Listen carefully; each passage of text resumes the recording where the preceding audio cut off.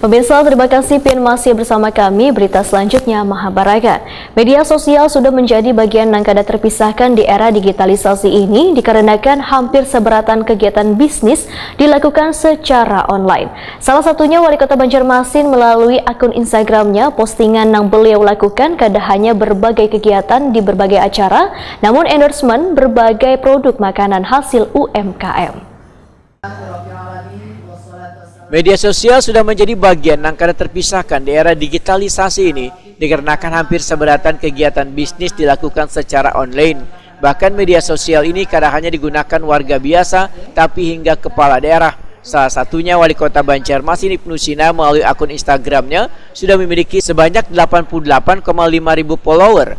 Sedangkan postingan yang beliau lakukan kada hanya berbagai kegiatan di berbagai acara, namun endorsement berbagai produk makanan hasil UMKM. Wali Kota Banjarmasin Ibnu Sina Wayatakuni Prima TV usai menjadi narasumber pada seminar Patayat NU Kalimantan Selatan yang mengangkat tema membangkitkan perekonomian masyarakat melalui UMKM di Kalimantan Selatan di Gisaen Hotel jelang tengah hari Sabtu 5 Maret 2022 memadahkan bila setiap melakukan endorse produk makanan kada dikenakan biaya atau gratis. Syaratnya usaha yang dijalankan sudah memiliki izin di Dinas Koperasi wan UMKM Banjarmasin agar produk makanan yang dihasilkan terjamin higienis wan halal. Untuk membantu bubuhan pelaku usaha dalam memasarkan hasil produknya, maka dirinya Ujar Ibnu Sina memiliki program membeli produk UMKM kemudian dibagikan kepada tetangga si pemilik UMKM. Program yang dilakukan seminggu sekali ini sudah berjalan lebih dari 2 tahun.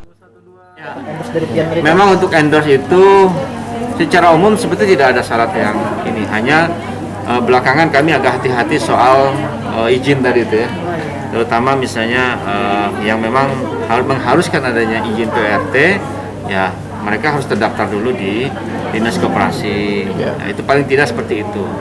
Nah, walaupun mungkin kalau produk buah kayak itu kan hal biasa ya, tapi kalau yang terkait dengan jenis makanan ingin memastikan bahwa kehalalan, kemudian higienisnya, nah itu yang memang kami agak ketat terakhir seperti itu. Alhamdulillah walaupun sampai sekarang tidak ada kejadian yang luar biasa sih, tapi paling tidak untuk makanan kami harus tahu dulu, oh ini siapa, dicek dulu, oh bagus saja kira-kira, insyaallah. Apalagi kalau dia punya izin, apalagi misalnya anggota wirausaha baru kita juga, ya itu langsung aja kami. Ibnu Sina menambahkan, program lainnya adalah membantu permodalan UMKM lewat kredit usaha rakyat dan program Bahuma atau Bak Usaha Tanpa Bunga. Pelaku usaha yang ingin mendapat program ini bisa mengajukan ke Bank Kasel.